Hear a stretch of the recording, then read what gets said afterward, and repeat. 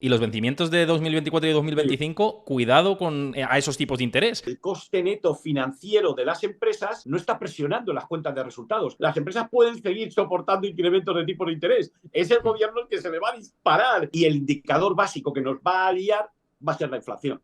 Por eso es el riesgo, que lo más probable es que a lo mejor la inflación se pueda desbocar.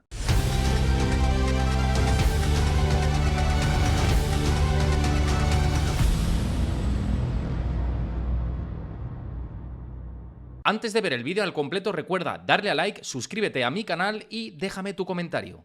Ya que hablas de la bolsa, que me parece que es algo que están esperando muchos por aquí, que por cierto, luego voy a ir a preguntas también que estáis dejando, que sé que estáis comentando por aquí por el chat y escribid, id comentando. Y por cierto, si veis esto desde YouTube cuando lo subamos en diferido, os recuerdo que si os gusta el contenido, que deis like, os suscribáis, dejéis vuestro comentario, que os está pareciendo, os está gustando, no os está gustando. Bueno, dejad vuestro comentario, siempre es del respeto, como siempre digo, pero es agradecido que tener el feedback con todos vosotros.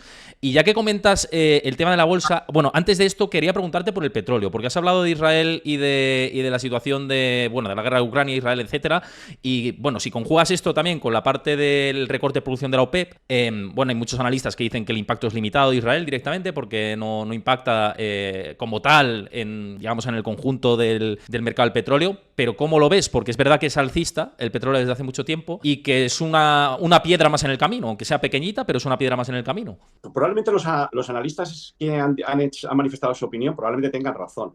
Yo me acuerdo cuando la guerra de octubre, la de Yom Kippur, que en principio las bolsas se movieron lateralmente, pero luego las bolsas cayeron con fuerza. ¿Por qué? Porque Arabia Saudita respondió recortando la producción y no vendiendo a aquellos países que apoyaban a Israel. Por lo que estamos viendo en este momento, Arabia Saudita se conforma con el recorte que ha hecho en la producción, que ha venido haciendo, y este recorte probablemente lo prolongará prácticamente hasta el primer trimestre del año 2024. Por lo tanto, yo creo, a mí me ha sorprendido la caída tan violenta que ha experimentado el precio del petróleo. Yo no esperaba que cayese tanto. Por lo tanto, yo creo que la zona de 90-93 se ha convertido en una resistencia muy importante. Entonces, yo creo que ahora ha llegado a una zona de soporte, ha rebotado, y probablemente se va a mover lateralmente, pero sin superar esa barrera que tiene importante la zona 90-93. A mí la caída que se ha experimentado ha sido mucho mayor de lo que yo esperaba. Yo no lo esperaba tan fuerte. Entonces creo que ya hemos visto el mínimo, entonces creo que se va a mover entre los mínimos que hemos visto estos días y esa resistencia importante que tiene la zona 93. Por lo tanto, movimiento lateral. Ahora bien, yo sigo pensando que puede ser interesante prestarle atención a todas estas empresas que se encargan del transporte del petróleo, el almacenamiento del petróleo, que yo creo que muchas de ellas siguen teniendo buena pinta. Por ejemplo, empresas como Son, que han caído significativamente y ahora están rebotando, pues yo sinceramente lo he estado mirando antes de que empezásemos la conversación. Ha caído, ha rebotado y a mí ahora creo que puede entrar en un movimiento lateral y Son tiene una rentabilidad por dividendo importante, tiene programas de recompra de acciones y yo creo que yo voy a intentar incorporarme al valor. Oye, preguntaba por aquí por el chat antes de la situación del gas natural licuado. El Inversi dice, ¿qué opinas del impacto de la guerra en el gas natural licuado? Si puede tener también, como vimos con la de Ucrania, algo de impacto en este sentido. Yo sinceramente, yo estoy preocupado, sinceramente, yo no estoy metido en el gas como para darle una opinión fundada, pero comparto lo que tú has dicho antes de esa persona que dice que desde el punto de vista de la energía, esta guerra, su impacto está limitado. Yo creo que también, pero yo no conozco el gas en profundidad como para darle una opinión fundada. Yo estoy aterrorizado por la guerra esta porque es que tiene riesgos macroeconómicos que desconocemos. Entonces vamos a tener que ir valorando día a día la situación, porque esto, ¿te acuerdas que la guerra de Yom Kippur fue del 6 al 25, fueron 19 días? Entonces, probablemente yo no sé lo que durará esto, pero riesgos macroeconómicos tiene. Yo no sé cuáles tiene a corto plazo ni soy capaz de verlos. Pero del gas no tengo opinión como para decírselo. Pero desde el punto de vista macroeconómico tiene problemas. Y yo estoy realmente preocupado, y se lo digo honestamente, por la pauta que ha hecho la rentabilidad de las notas a 2 años, que en ese mercado me siento más seguro dentro de la seguridad que te ofrecen los mercados, ¿no? A mí el escape falso al alza no me ha gustado absolutamente nada. Y ya el FED, con esta guerra en el medio, no va a poder subir los tipos de interés. Por lo tanto, los riesgos vienen por el lado de la inflación. Entonces, vamos a ver quién nos da el palo. Estamos diciendo que el petróleo no. El gas no lo conozco en profundidad como para decírselo, ¿de acuerdo? Pero yo creo que los riesgos pueden ser inflacionistas. Entonces, vamos a ver por dónde viene. Si los riesgos pueden ser inflacionistas, ahí sí que tiene papelón la Fed, que es lo que estás Claro, comentando, es ¿no? riesgo, es Porque que ese es el riesgo. Claro, es que ahora mismo en una situación de guerra tú piensas que le pueden hacer un jaque mate estratégico a Estados Unidos. Te monto el lío en Ucrania, te monto el lío en Israel y ahora te monto un lío en Taiwán. Con un déficit público desbocado, emitiendo deuda pública, va a reventar los mercados emitiendo deuda pública. Porque claro, ¿por qué han emitido tanta deuda pública? Pues porque está financiando el gasto militar. A lo loco. Entonces, claro, efectivamente, ese es el problema. Cuando hablamos de riesgo macroeconómico es que el FED no puede subir los tipos de interés, la inflación se me dispara y encima me están colocando bonos en los mercados de bonos. Se me dispara la rentabilidad del bono, no puedo subir los tipos de interés y se va la inflación y como nos descuidemos, entremos en recesión, se ha montado el lío. Es que esto es lo que decimos con el riesgo macroeconómico. No, total. Y además es que efectivamente esa deuda tiene un vencimiento. Y los vencimientos de 2024 y 2025, sí, cuidado con a esos tipos de interés, esos vencimientos, ¿no? En muchas empresas, en bonos gobierno, en general, todo eso puede montar un cisma en los próximos 2 años importante. Importante tener en cuenta. Debemos distinguir entre los gobiernos y debemos distinguir las empresas. Si quieres el gobierno, prácticamente yo creo que entre 2024 y 2025 probablemente puede vencer el 40% de la deuda pública estadounidense. Entonces esto lo va a tener que renovar a tipos altos. Renovarlo a tipos altos significa que ahora mismo la factura de intereses es 1 billón, pase a 2 billones. Es decir, sigue emitiendo deuda pública. De momento, lo que a mí me gustaría analizar y lo que se debe analizar en los mercados de bonos es si hay demanda suficiente. Yo creo que hay demanda suficiente de momento, porque hay tanto dinero que han impreso que hay demanda suficiente. Y luego en las empresas, hay que tener en cuenta lo que está pasando en las empresas.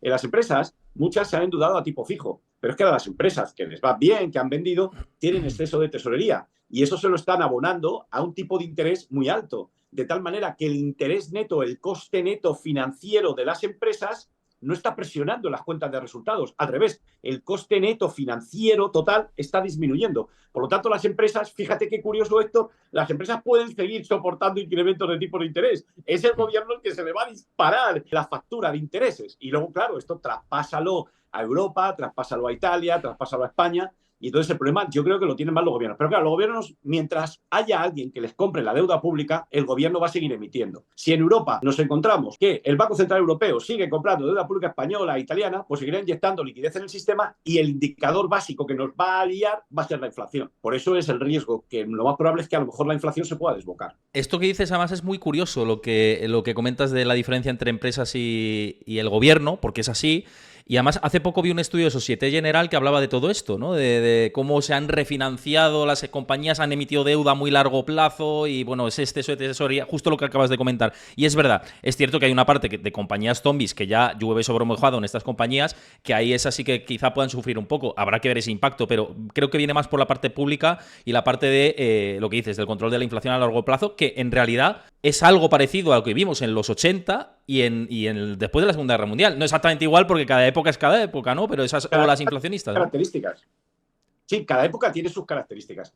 Yo soy de los que piensa que las reglas económicas que explican el comportamiento de la inflación han cambiado. No son las mismas las que había antes de la pandemia a las que hay ahora en la actualidad. El problema fundamental que tenemos es que hay unas nuevas reglas económicas que nos explicarían el comportamiento de la inflación, pero da la casualidad de que los catedráticos y los analistas lo desconocen.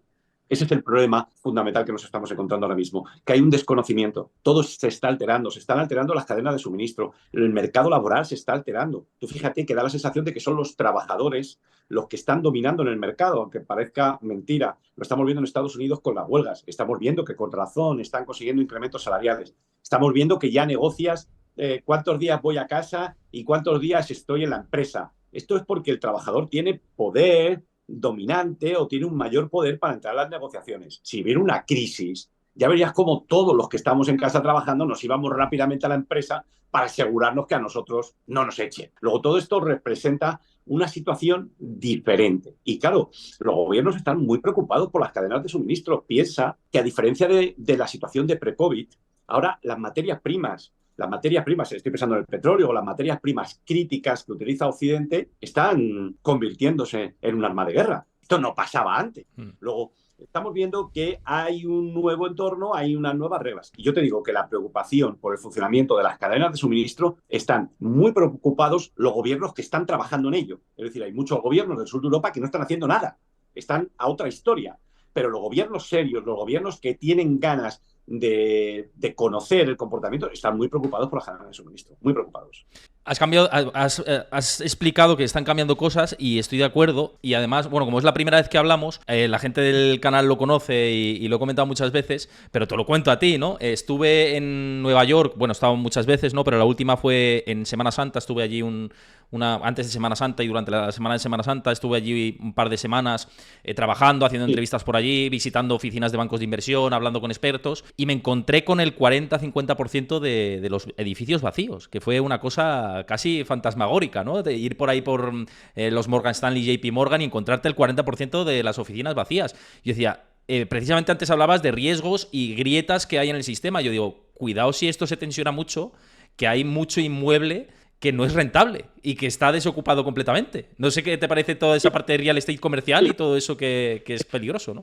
Bueno, esto es hay una parte dentro de, es el sector, lo que decimos en castellano, los REIT, traduciéndolo mal del inglés o pronunciándolo mal del inglés, los REIT están, ahora mismo no es el sector en el que hay que estar, ¿de acuerdo? Bueno, ya ha pasado mucho tiempo del que el sector esté en el que hay que estar, se ha deteriorado bastante, sobre todo los inmuebles comerciales. Pero, ¿sabes una cosa? El problema fundamental, luego si quieres vamos a los de JP Morgan, y esos tienen al sector financiero que tiene una problemática especial. A mí lo que más me llama la atención es que muchos créditos que se han dado para comprar inmuebles de uso comercial o industrial han sido financiados por bancos de pequeño o mediano tamaño en los Estados Unidos. Estos bancos de pequeño y mediano tamaño en los Estados Unidos tienen una cartera de préstamos con garantía de rate que está muy deteriorada, de tal manera que tendrán que efectuar dotaciones. Esa es la razón por la que están yendo a pedir ayuda al sistema de la Reserva Federal y ves cómo la financiación que obtienen de emergencia, los famosos préstamos de emergencia, se van incrementando. Luego, desde ese punto de vista, tienen problemas. Luego, además, los bancos tienen unas importantes pérdidas no realizadas. Como sabes bien, la cartera de renta fija ha perdido valor, ha perdido prácticamente un 50%. Esto afecta en dos vías. Por un lado, los préstamos que tienen, utilizando como garantía del préstamo la deuda pública norteamericana. Y luego las pérdidas no realizadas que tienen. Sabes perfectamente que el que más pérdidas tiene es el Banco de la Reserva Federal. Es decir, el sistema de la Reserva Federal está quebrado. ¿De acuerdo? Por lo tanto, los rates se pueden llevar por delante a los bancos. Esta es la razón por lo que muchas personas piensan que al haber elevado los tipos de interés tan rápidamente puede haber un accidente de crédito. Y el accidente de crédito, todo el mundo se está fijando en los bancos pequeños y medianos estadounidenses. Vamos a las instituciones financieras, los JP Morgan, los Goldman Sachs. Mira, los ejecutivos de JP Morgan y de Goldman Sachs están deseando traer a la gente a las oficinas. Queda clara la idea, no lo traen porque a lo mejor la situación del mercado laboral no se los permite. Por una razón muy sencilla. Quieren traerlos porque lo que quieren ellos en el sistema financiero, sobre todas estas empresas, es que quieren que te entregues en cuerpo y alma. Quieren poseer tu alma. Y claro, en remoto no la poseen suficientemente bien. Y ellos quieren que vaya toda la gente a trabajar a las oficinas. Sí, totalmente que está pasando eso y además que tengo contactos cercanos de ahí y que están presionando en esa línea. Lo que pasa es que por la agilidad del mercado laboral como está ahora mismo, es lo que estás comentando. No se les permite, pero van a seguir presionando hasta que esto vuelva a ocurrir y porque tienen unos inmuebles que tienen que dar utilidad. Y ahí está el tema, ¿no? En muchos casos alquilados, que no son propiedad suya, pero da igual. Son rentas muy, muy elevadas. De manera, pues están tirando el dinero, en definitiva, tal y como está la situación ahora.